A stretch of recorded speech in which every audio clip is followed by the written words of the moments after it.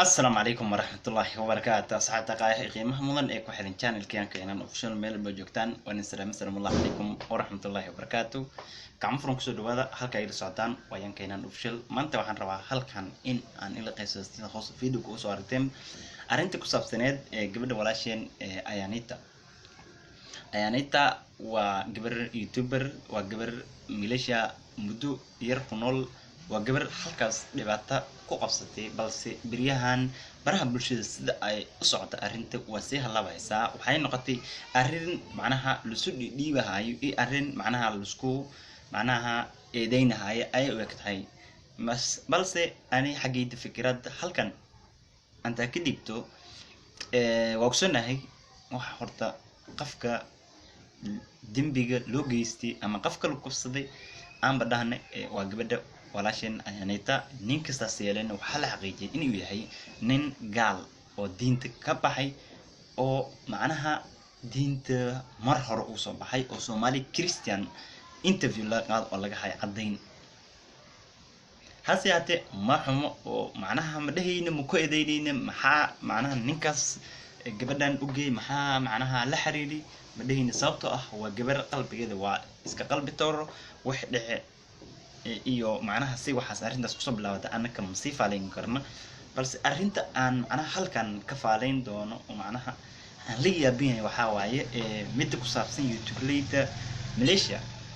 si arkahay meeshaas khilaafad badan ayaa ka dhaxay isqabsi badan oo macna lahayn dad macnaha arinta macnaha si burbuunahay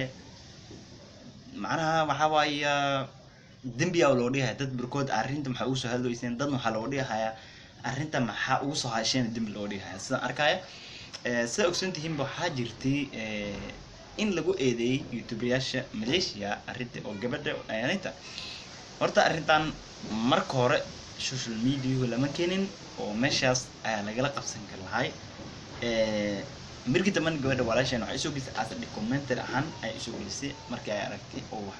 qabsamaysay si arkayna ismaqal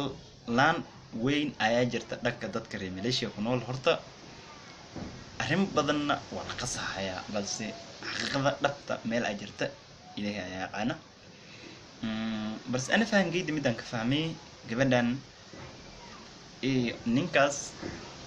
dib gabadha u geysatay asagana u geystay maadaama unuga boqol aan la geysmarayna gabadha maadaama ay dumar tahay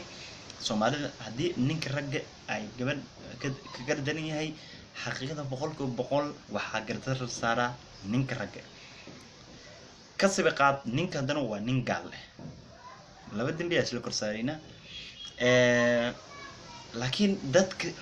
YouTubers oo Malaysia jooga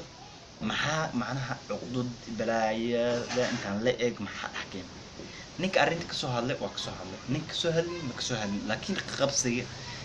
macnaha heblow kama soo hadlin heblow aad maxaa u hadlaysay saan waa arintan ma maleynayaan faa'iideen ay leedahay muhiimadda waxa waaye qofka inta uu gabadha asaacideyn kara asagoo hal mar video soo dhigin muhiimadda maahan qofka wuxuu qabanaya in ay dadka dhamaan wada arkaan muhiimadda maahan qofka arinta uu soo sameynaya in ay public noqoto wax laga yaabaa boqol ka soo hadlin arinteeda in ay maanta yihiin dadka hambali wax ka qaatay macnaha kufsigaas gabadhan keeskeeda laga yaabo nin hal mar YouTube ka soo muuqan oo dhihin gabadha walaashay wasaan dhibkana loo geystay in aad maanta hambali wax ka qaatay os dhaama halka ninku afka soo deegahay gabadha walaashay saan la yala YouTube babac la soo fadhiisanay muhiimadda ma ahan wax kasto la sameeyay in YouTube la soo dhigo muuqaaltantiin dadka dhahaysa waxaan arkaa dad badan oo lagu eedeynahay in ay dambiile yihiin sababtoo ah kama soo hadlin arinta gabadhan taas ma aaminsan boqol ani sababtoo ah qofka bini aadamka qalbigiisa wixii ku jiro ilaahay og laakiin ma ahan qofka bini aadamka in as adiga aad macnaha judge Christ never judge a book by its cover so arinteedu waa qalbiin waay ma aaminsan boqol dadka barkood laakiin meesha xurguf ay jirta intaas la fahansan yahay so ina kulan doon video kala xiiso leh intaas ayaan rabay inaan la qaybsado. Mac salaam, thank you very much.